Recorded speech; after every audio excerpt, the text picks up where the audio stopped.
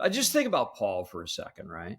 So Paul, in the letter to Philippians, he's in prison when he writes the letter, and he talks in the beginning of the letter about some people, and he says these people are actually preaching Christ for spurious motives. The reason they're actually preaching Christ is so that he will get in more trouble. They're hoping somebody's going to kill this guy, and that's why they're preaching Christ. And then this incredible line, Paul says, "But what do I care?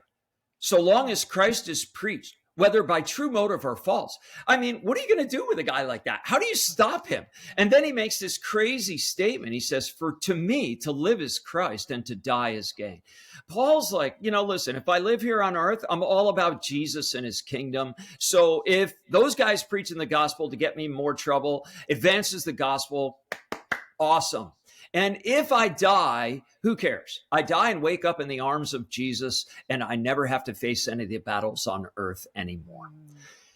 I mean, how do you overcome someone like that? What do you do to threaten a guy like that? What's going to knock him off his game? There's nothing, because he's so deeply rooted in his eternal citizenship. The greatest problem, I mean, I'm traveling the world. I've been on every single continent, and I would just argue this day in and day out. The single greatest problem in the church today is we're making life too much about us and not enough about Jesus.